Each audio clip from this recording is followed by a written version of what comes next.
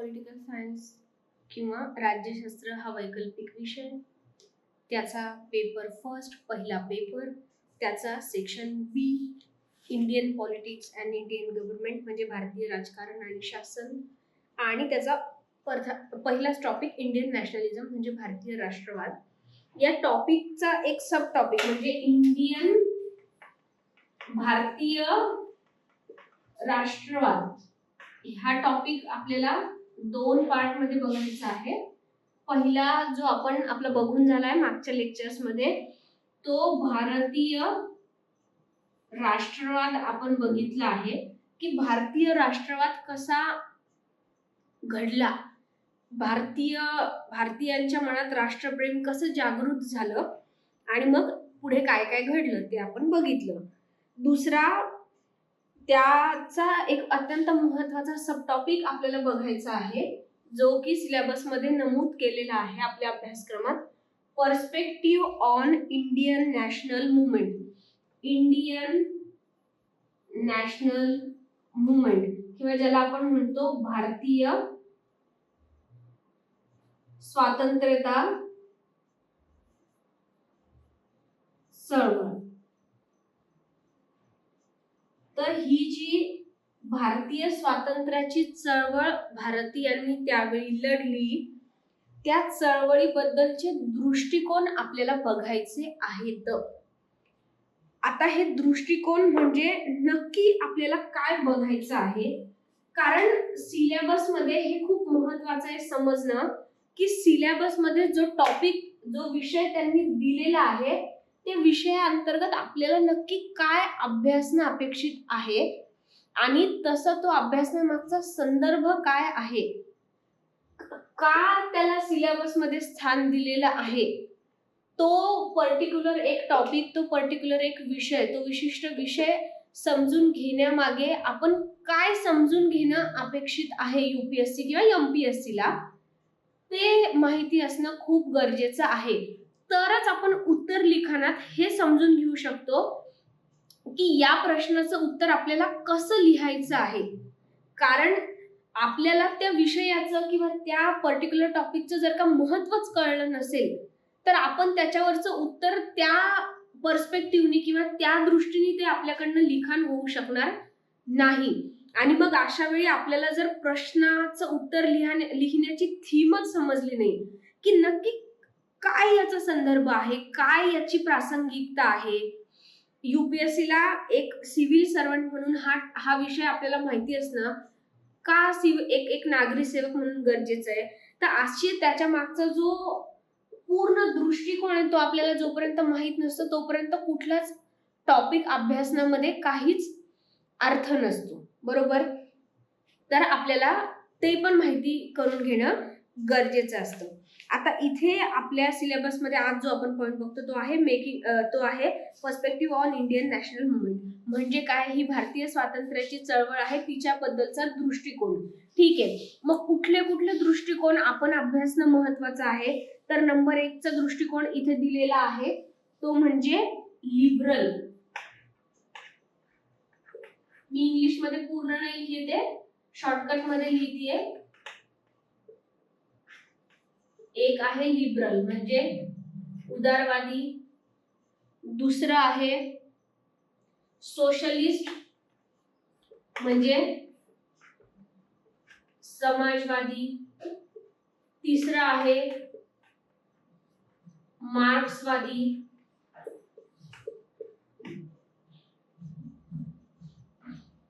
चौथा आहे radical humanist. Radical humanist म्हणजे मूल मानवतावादी, आणि 5वं आहे दलित दृष्टिकोन, दलित पर्स्पेक्टिव्ह. असे हे 5 पर्स्पेक्टिव्ह आपल्याला अभ्यासायचे आहेत. म्हणजे नक्की काय अभ्यासायचं आहे, इथे कन्फ्यूज होण्यासारखं काही नाहीये. त्याचं कारण आहे ह्या ज्या विचारधारा आहेत, आता आपल्याला माहिती की या काय आहेत, या राजकीय विचारधारा आहेत, उदारवादी, समाजवादी, मार्क्सवादी. आपण सेक्शन 1 मध्ये, पेपर 1 च्या सेक्शन 1 मध्ये या विविध राजकीय विचारधारा शिकलेलो आहोत ऑलरेडी. पण इथे आपल्याला याच विचारधारा कशाच्या संदर्भाने बघायच्या आहेत, म्हणजे या विचारधारांना आपल्याला लिंक कशाशी करायचं आहे, तर इंडियन नॅशनल मुवमेंट, भारतीय राष्ट्रवादी चळवळ जी आहे तिच्याशी हिला आपल्याला जोडायचं आहे. ठीक आहे, का जोडायचं आहे हे समजून घेणं जास्त गरजेचं आहे. का, काय कारण आहे? त्याचं कारण आहे की आपल्याला माहितीये भारतीय राष्ट्रीय चळवळ असं जेव्हा आपण म्हणतो तेव्हा आपल्या नावासमोर, आपल्या डोळ्यासमोर एकच नाव येतं. कशाचं येतं ते नाव? ते आहे भारतीय राष्ट्रीय काँग्रेस या पक्षाचं नाव येतं आपल्या. बरोबर? इथपर्यंत समजलं की जेव्हा जेव्हा आपण भारतीय स्वातंत्र्याचा लढा अभ्यासतो, वाचतो किंवा त्या संदर्भात काहीही विचार करू लागतो तेव्हा स्वातंत्र्य लढा कुणी लढलेला आहे, तर तो काँग्रेसनी. ठीक आहे, काँग्रेस नावाचा जो राष्ट्रीय पक्ष त्यावेळी 1885 ला आपल्याला माहितीये स्थापन झाला आणि प्रामुख्याने भारतीय स्वातंत्र्याचा लढा त्या काँग्रेस पक्षाने लढला.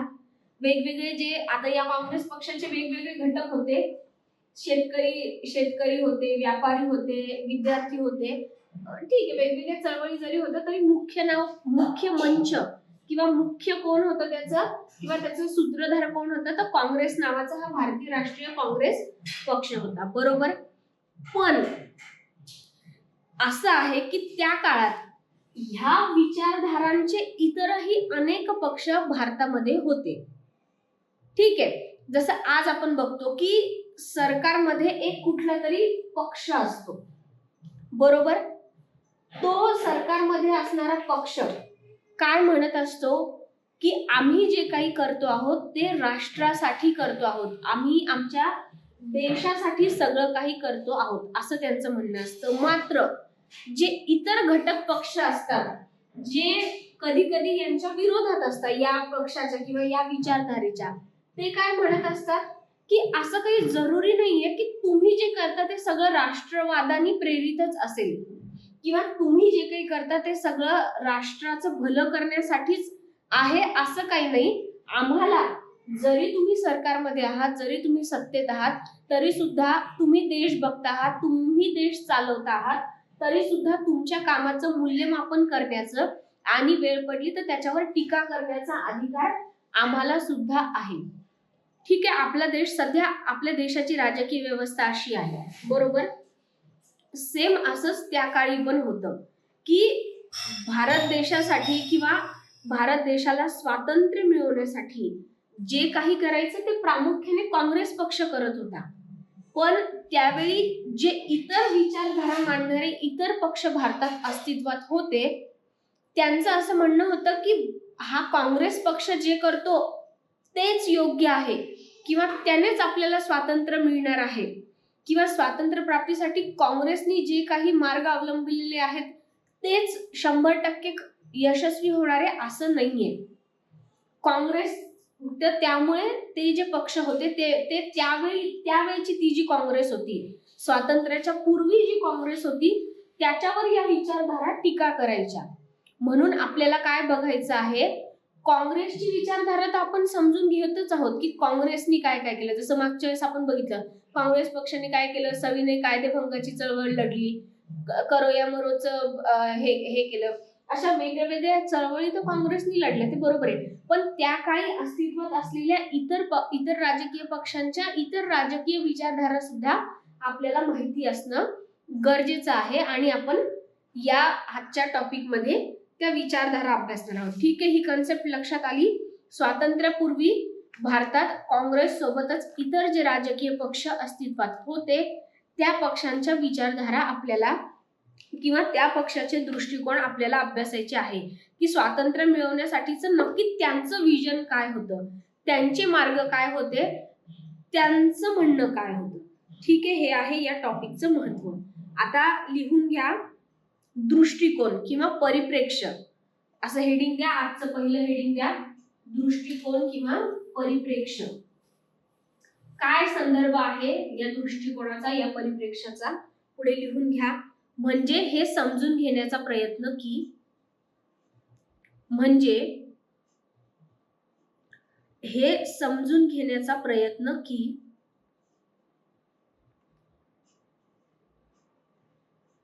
काँग्रेस आणि गांधीजी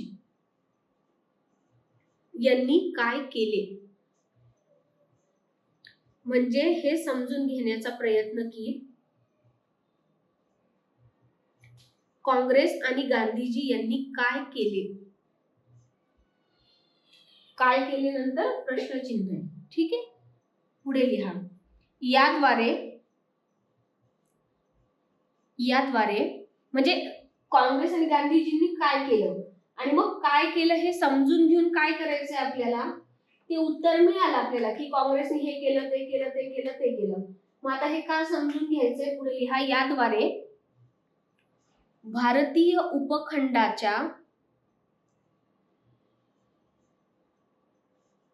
किंवा भारतीय उपखंडात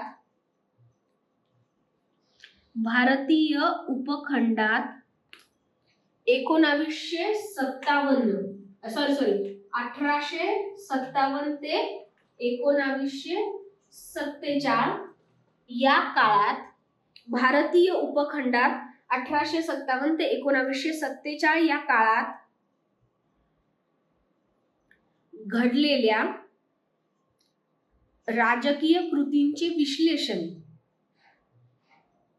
या काळात घडलेल्या राजकीय कृतींचे विश्लेषण करणे आणि राजकीय कृतीचे विश्लेषण करणे आणि मुख्य धारा किंवा प्रवाह, त्या काळचा मुख्य प्रवाह आणि विरुद्ध विचारधारा,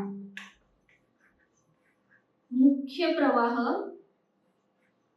आणि विरुद्ध विचारधारा किंवा विचार प्रवाह, जे काही शब्द असेल तो, विरुद्ध प्रचार किंवा विरुद्ध विचारधारा समजून घेणे.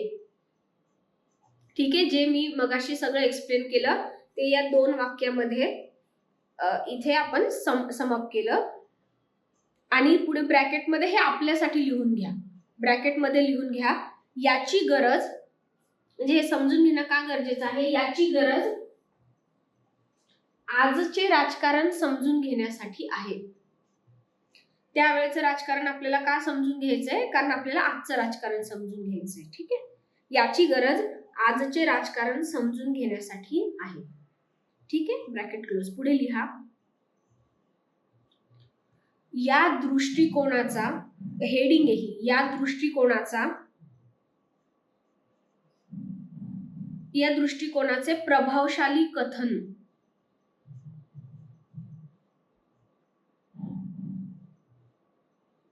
या दृष्टिकोनाचे प्रभावशाली कथन. ठीक आहे, नंबर 1 याच्यात लिहा राष्ट्रवादी कथन, किंवा कथनला तुम्ही पुढे इंग्लिश शब्द लिहा डिस्कोर्स. कधी कधी काय होतं, आपण इंग्लिश नोट्स वाचायला जातो ना, म्हणजे इंग्लिश नोट्स आपल्याला कुठे मिळाल्या चांगल्या आणि आपण ते वाचायचं ठरवलं रेफरन्स म्हणून, तर मग आपल्याला मराठी शब्दांना इंग्लिश शब्द काय हे माहित असलं पाहिजे. कारण कधी कधी हे असे जे टेक्निकल वर्ड्स असतात हे पटकन समजत नाही. आता समजा राष्ट्रवाद म्हटलं तर राष्ट्रवाद म्हणजे नॅशनलिझम हे कळतं, पण डिस्कोर्स, नॅरेटिव्ह, मेटा नॅरेटिव्ह असे जे शब्द असतात त्याचं मराठी किंवा त्याचं इंग्लिश आपल्याला पटकन समजत नाही. तर आपल्याला मराठी आणि इंग्लिश दोन्ही माहिती असणं गरजेचं असतं.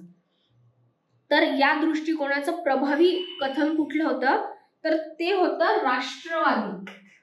ठीक आहे, एक म्हणजे त्यावेळच्या राजकारणाचं एक प्रभावशाली कथन किंवा प्रभावशाली दृष्टिकोन कुठला होता, तर तो होता राष्ट्रवादी विचारधारेचा.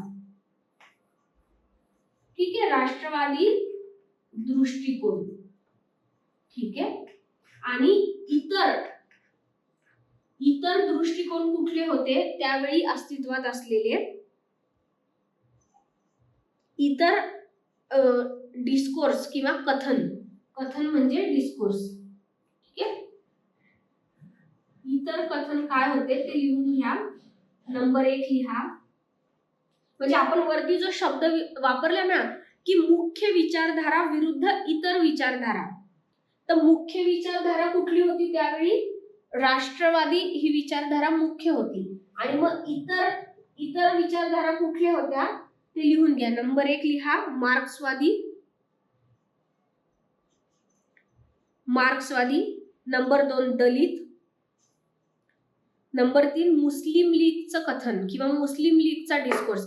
त्यावेळी मुस्लिम लीगचं पण काही एक म्हणणं होतं कारण तोही पक्ष अस्तित्वात होता. नंबर 4 हिंदू महासभा. आता आपल्याला माहितीये की हिंदू मुस्लिम बरीचशी तेढ त्या काळात होती, तर हिंदू मताचं पुष्टीकरण करायला हिंदू महासभा होती आणि मुस्लिम लोकांचे मत एकवटलेले होते ते मुस्लिम लीग या राजकीय पक्षाच्या अंतर्गत. तर मुस्लिम league number 3. Number 4 Hindu Mahasabha.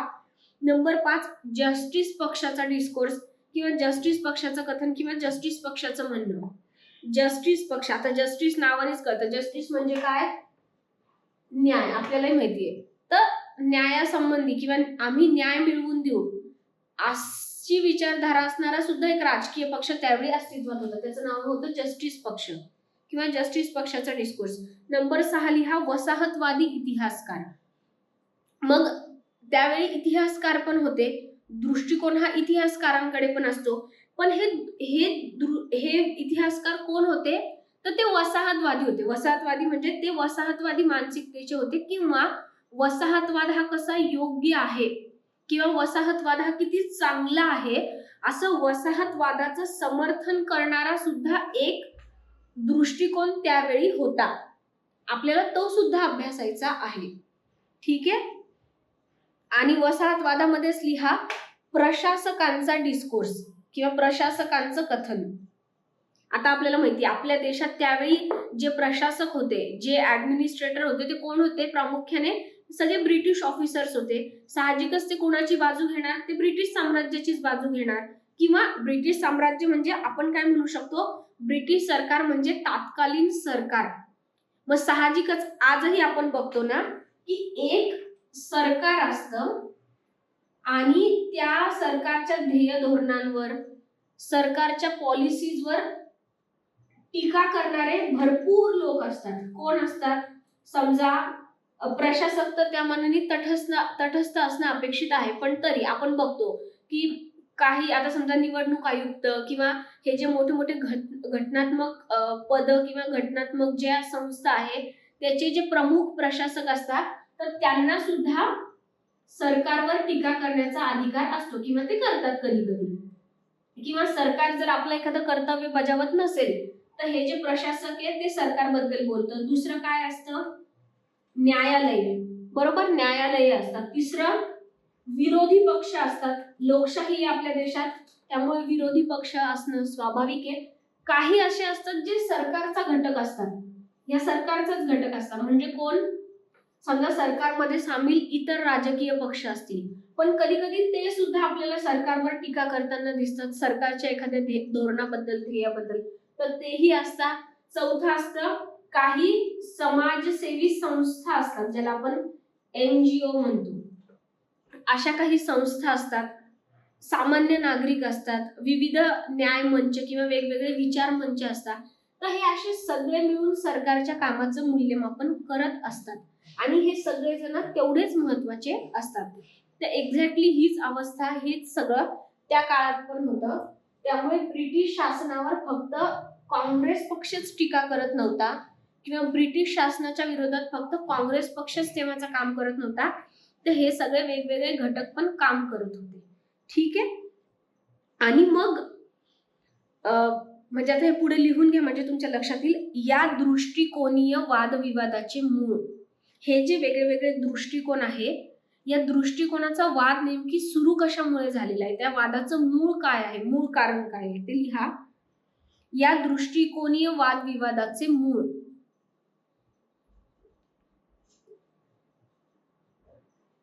हे लिहा.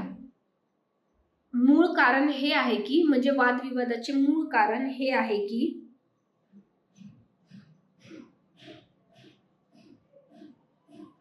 या काळातील चळवळींना राष्ट्रीय चळवळ म्हणावे की नाही, या काळातील चळवळींना राष्ट्रीय चळवळ म्हणावे की नाही, आणि पुढे प्रश्नचिन्ह द्या. आता पुढे लिहा, याचा उगम म्हणजे या वादविवादाचा उगम कुठून झालाय, याचा उगम राष्ट्रवादी, हा राष्ट्रवादी शब्द आपण वापरतोय की राष्ट्रवादी असणे, आम्ही राष्ट्रवादी आहोत म्हणजे राजकीय पक्ष नाही, राष्ट्रावर प्रेम असलेले आम्ही राष्ट्रवादी आहोत. याचा उगम राष्ट्रवादी, आणि राष्ट्रवादी या शब्दाला पर्यायी शब्द म्हणजे राष्ट्रवादी हा शब्द आहे आणि त्याला पर्यायी शब्द काय लिहितोय आपण, भारतीय राष्ट्रीय काँग्रेस असं लिहा. राष्ट्रवादी किंवा भारतीय राष्ट्रीय काँग्रेसच्या कार्यकृतीवर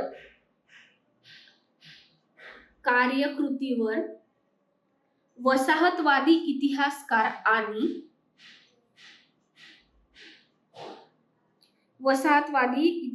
आणि प्रशासकांनी दिलेल्या आव्हानांपासून झालेला आहे.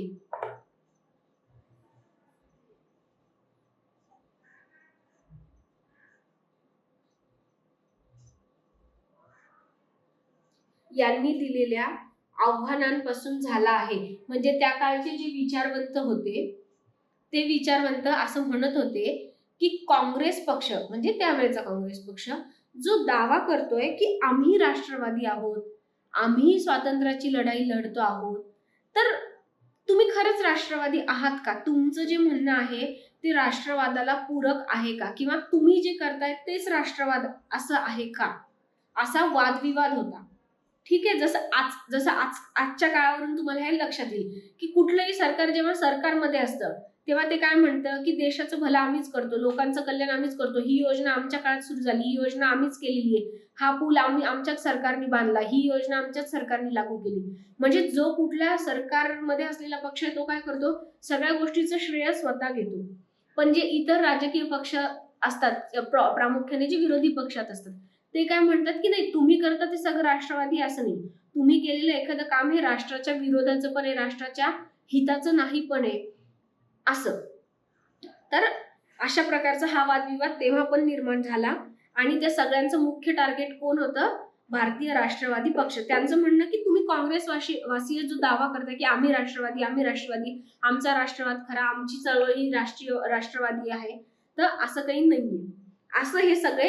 आणि मग ते काँग्रेसने त्या काळी ज्या काही कार्यकृती काँग्रेस करत होतं त्याला आव्हान देत होते. हे जे वसाहतवादी अभ्यासक होते, इतिहासकार होते, प्रशासक होते, हे त्यावेळेच्या काँग्रेसच्या ज्या कार्यकृती होत्या, जे काही काँग्रेस देशासाठी म्हणून करत होतं, त्यावेळेच्या लोकांसाठी म्हणून करत होतं, त्याला आव्हान देण्याचं काम हे लोक करत होते.